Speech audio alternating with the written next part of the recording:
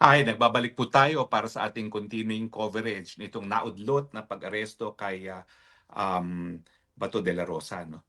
Ulitin ko lang po ang dahilan kung bakit kinakailangang arestuhin si Bato de la Rosa ay kinakailangan mabawasan ang hanay ng sumusuporta sa ating VP Sara sa kanyang forthcoming impeachment trial. No? Ang inaasahan po kasi ng gobyerno kapag mapapadala sa dahig si Bato de la Rosa, si Bongo at maaresto si Cheese Escudero, si Villanueva at saka si Jinggoy Estrada ay yung 13 na majority ay mababawasan ng 5, no, at makakabalik sa pwesto itong si Tito Sen na alam naman natin na hindi get over doon sa pagkatalo niya kay VP Sara at talaga namang susuporta sa pag-aalis kay VP Sara bilang Vice President. Pag naalis po si VP Sara, ibig sabihin niyan po pwede ng kasuhang kriminal at po pwedeng ma-disqualify na para tumbok bilang isang presidente. Ang susunod na gagawin po nila pag natanggal nila si VP Sara at hindi na mapatakbo ay magko-constitutional change nang sa ganon ay manatili sa pwesto forever and ever itong si Bangag Jr. No? Pero napakita naman po ng mga senador na dahil sa kanilang katapangan at katapatan sa saligang batas at dahil ginagalang natin ang institusyon ng Senado bilang talagang haligan ng demokrasya, dahil talagang sila ay inaasahan natin na maging fiscalizer ng mapang-abusong presidente, ay naudlot nga po ang pag-aaresto kay Bato de la Rosa for now. At ang tingin ko naman po, dahil ang Korte Suprema ay nagsabi na 72 hours lang ang binibigay sa ating sa administrasyong Bangag, kung sabihin bakit hindi kinakailangan mag-issue ng TRO, tingin ko mga pangyayari ngayon, it's a foregone conclusion. Mag-i-issue ang TRO, ang ating Korte Suprema para maiwasan ang pagdanas ng dugo. At sa tingin ko, hindi na nga aantay ng 72 hours na yan dahil ang sabi naman ng Korte Suprema dun sa kanyang order na pinasasagot ang Bangag administration in 72 hours na it is without any prejudice. No? At dahil nga po sa kaguluhan nangyari ngayon, ako'y naniniwala na sa lalong mabilis na panahon, magdidesisyon ng Korte Suprema para sa isang order na mag-restore ng kapayapaan sa ating bayan. Napakadelikado po nung nangyari kanina, hindi lang dahil po pwedeng nagkaroon ng maraming biktima ng putukan at nagkaroon na nga po ng putukan.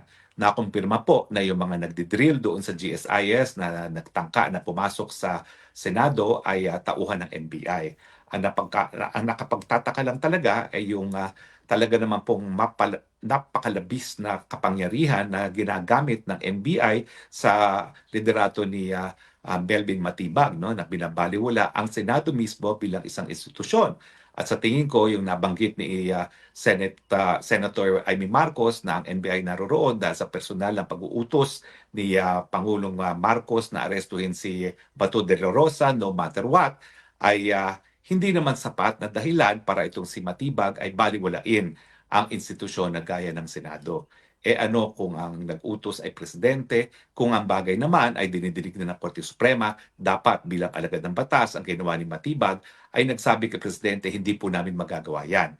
Pero dahil nga si Bato ay naging chief na rin ng PNP, kaya siguro ang inatasan niya ay ang NBI, no, na gawin ang gusto niyang gawin. Ito rin po ang naging kautusan ni Marcos Jr. nung kinidnap si Tatay Digong. Meron na pong testigo ngayon na personal na natinig ang Bangag Jr. na nagsabing arestuhin na yan si Tatay Digong, isakay na yan sa eroplano, bagamat ang dating Executive Secretary Bersamin na dating Chief Justice at yung hepe ng transnational crimes ay nagsabi na labag ang magagawin kung isasakay si Tatay Digong sa eroplano, labag yan sa Rome Statute, labag yan sa ating saligang batas. Pero si Marcos Jr. po talaga daw ang nagsabi, wala akong pakialam, isakay na yan sa eroplano, isakay na yan ngayon. Ano po ang tingin kong epekto na nangyari sa Senado?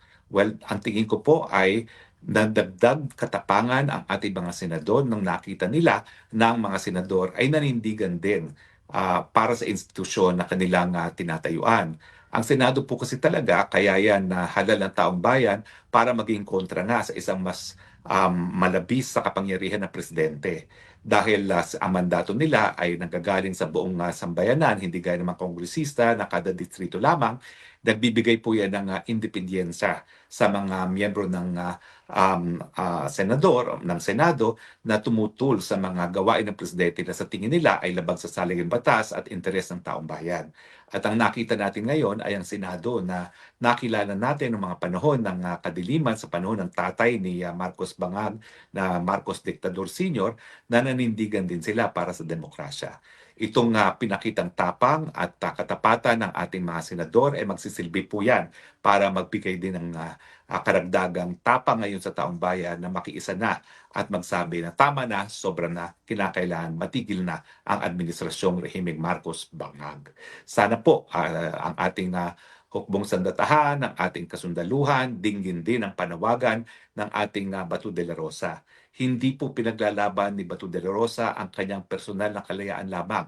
Ang pinaglalaban po niya yung soberenya ng ating malayang bansa. Dahil kung tayo ay soberenya at malayang bansa, dapat lahat ng di umano mga krimen na nangyayari sa Pilipinas ay linilitis lamang ng mga Pilipino hukuman at mga Pilipino mga piskal. So ngayon po, panandalian, naudlot ang nais mangyari ng presidente na mahuli si Bato de la Rosa at dahil ito po'y naudlot, napatunayan ng mga senador na tama po ang desisyon natin na magkaroon ng Senado dahil sila po talaga ang mga ngalaga sa ating demokrasya at maninindigan sa tama kung ang presidente ay nagmamalabis. Ang ating panalangin ngayon ay sana tutuuhin ni Marcos Jr. yung sinasabi niya na hindi mo na sila gagalaw hanggang hindi nakapagdidesisyon ang ating Korte Suprema dun sa mga nakabinbin na petisyon laban sa pagpapadala ng kahit sinong Pilipino sa ICC na hindi dumadaan sa lokal na hukuman. Well, dapat po talaga ay saluduhan natin ang ating mga senador at dapat din po saluduhan natin ang ating mga sarili dahil lahat po tayo ngayon nagpakita ng tapang, katapatan sa bayan at pagmamahal sa bayan. Nais ko lang po na i-conclude ang ating coverage nitong pangyayaring makasaysayan na araw neto at 13 ng Mayo kung saan nagkasama-sama po ang sambayan ng Pilipino, ang mga senador para itaguyod ang ating demokrasya, ang ating pagiging soberenya at malayang bansa.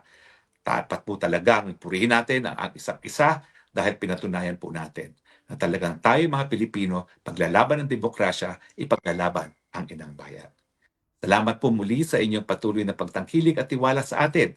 At tayo naman po, pagkamat tayo malayo sa Pilipinas, kasama po ninyo tayo kapag merong mga pangyayaring gaya nito na kinakailangan na magsama-sama tayong mga Pilipino para itaguyod ang interes natin bilang isang sambayanan.